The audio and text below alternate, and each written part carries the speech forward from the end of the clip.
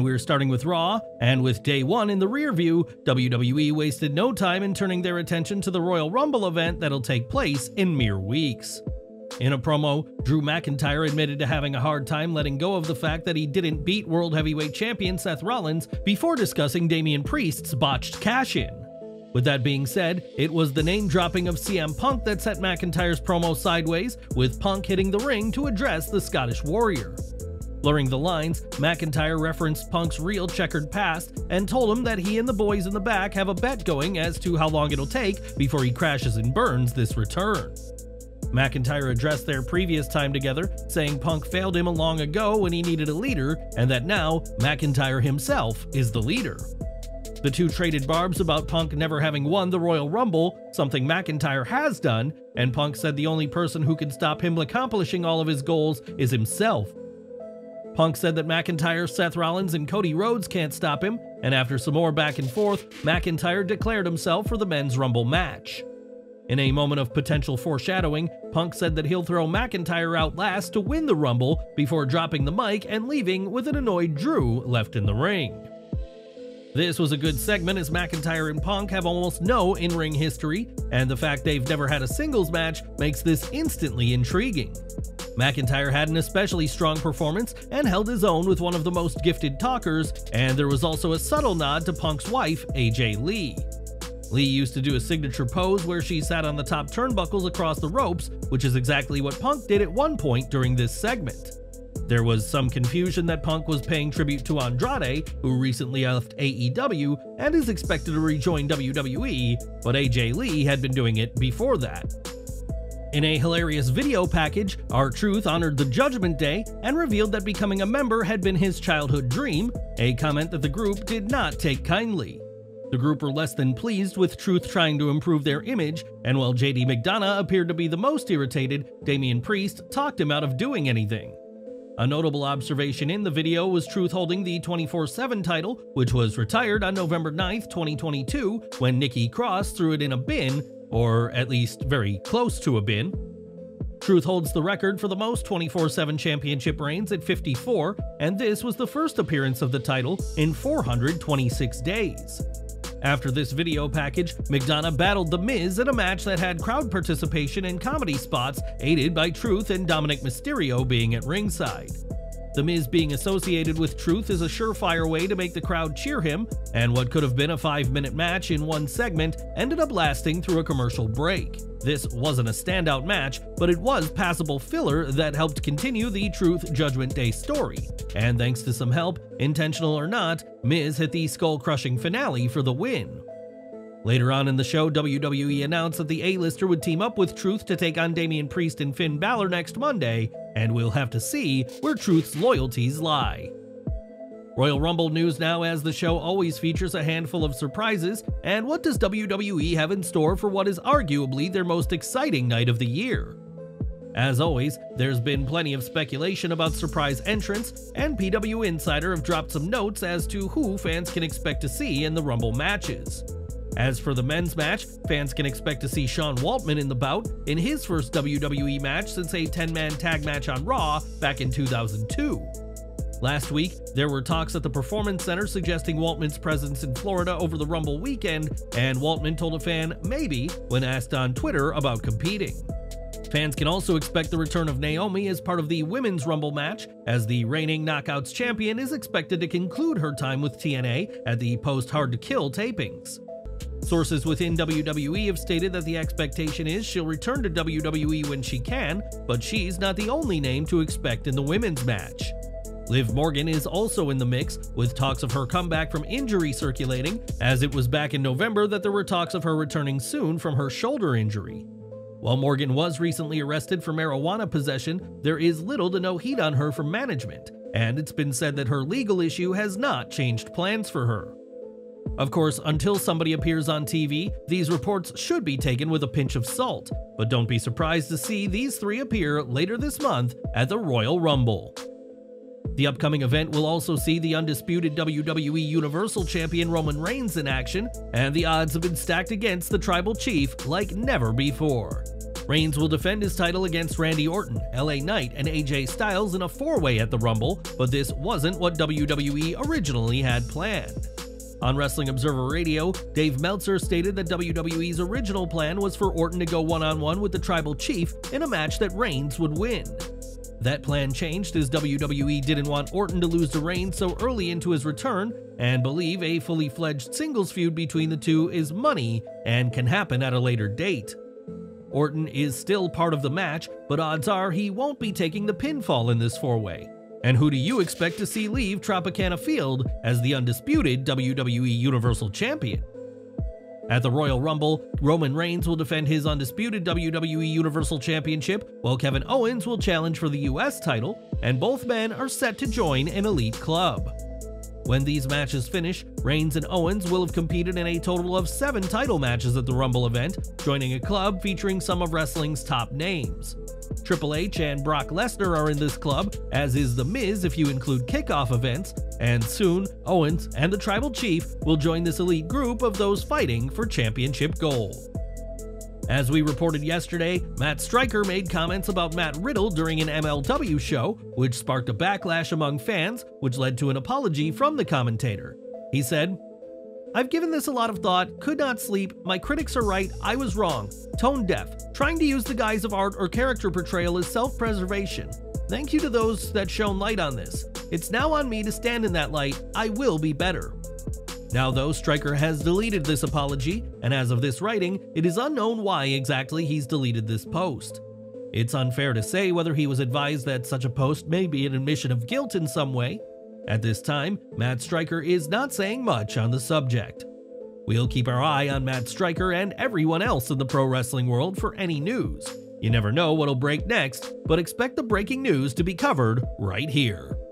On last week's Raw, Jinder Mahal got physical with The Rock in the latter's first appearance in September, and the Great One made headlines after calling out Roman Reigns. This week, it was Mahal who did the confronting as he interrupted Seth Rollins, who was cutting a promo in which he made clear he plans to walk into WrestleMania and defend a championship.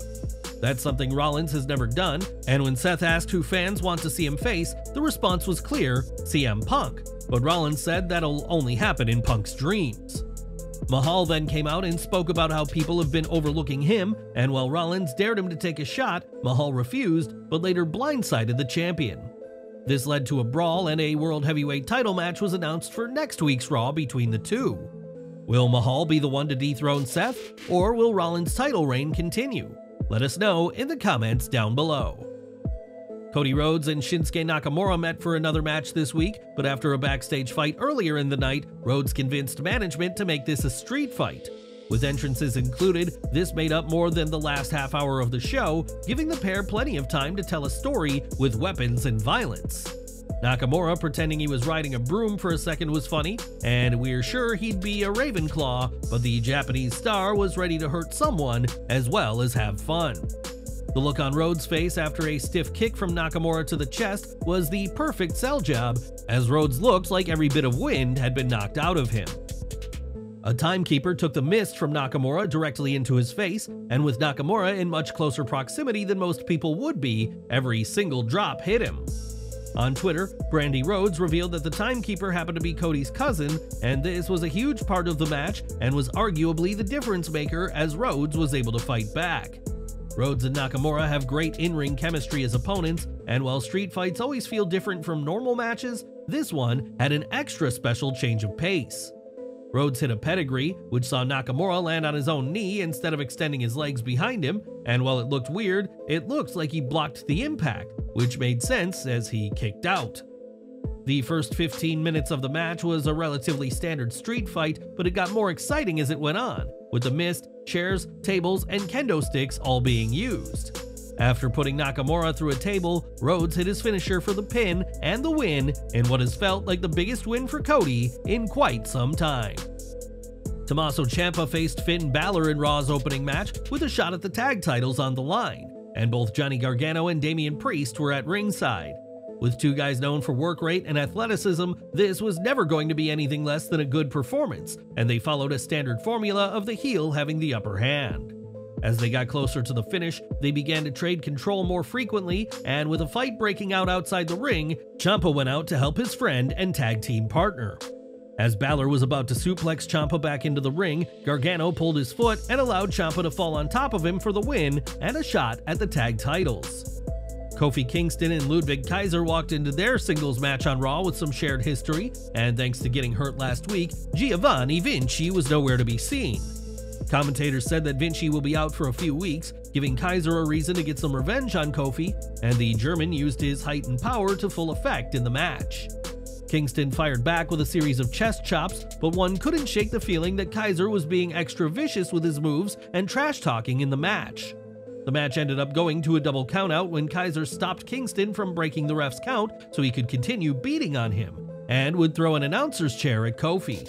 He finished off his attack by hitting a running dropkick as Kingston was draped over the steel steps, and while double countouts are never fun, this was the right way for the sake of the story. Jackie Redmond later caught up with Kaiser, and the latter went on a heated rant attacking Kingston and said that he was now carrying Imperium because of Kofi's dropkick last week. This was one of Kaiser's best performances as a character, and judging by the result of the match, expect another match between the two and Kofi to have comments of his own against Kaiser. Fans may have been wondering where Jey Uso was while Kingston was getting beat down by Kaiser, and it turns out he was backstage setting sights on a goal and starting a new feud of his own. On Raw, Jey was asked about his 2024 goals and said he wants his first singles title in WWE after previously falling short in efforts to become Universal Champion. Bronson Reed confronted him and said he also plans on winning gold this year and hopes their paths don't cross in a clear tease of a feud, or at least a match between the pair. Jey is rumored to be going up against his brother Jimmy Uso at WrestleMania in what'll be a dream come true for both brothers, and one of the most personal matches in Mania history. For now, however, Jey may have to set his sights solely on Bronson Reed on Raw. More Rumble talk now, as Rey Mysterio knows all about the 30-person match, as he won the 2006 match and would become World Heavyweight Champion at WrestleMania 22. Back in November, Rey was written off TV with an attack by Santos Escobar when Rey actually needed to undergo knee surgery, and he was expected to be out for 4 to 6 weeks. While speaking on Baker Banter, Mysterio was asked about him returning at the Royal Rumble and was optimistic that it'll happen very soon. He said, "I'm really working hard on my physical therapy. I just had knee surgery thanks to Santos Escobar, and his time will come eventually. I do hope that I can return for the Rumble. If not shortly after that, I'm working very hard to make my return as soon as possible." When Rey returns, it's likely he'll begin feuding with Santos Escobar, with some predicting a match between the two for WrestleMania 40 in April. Mysterio has said that he knows he is in the latter days of his career, but Rey still wants to give great performances, possibly at the Royal Rumble in Tropicana Field. During the AEW World's End media scrum, Tony Khan confirmed reports that Andrade El Idolo had left the promotion just over 2 years after he arrived to much fanfare. By all appearances, Andrade left AEW to return to WWE, and it looks like he's clearing out his schedule to give WWE plenty of opportunity to bring him back.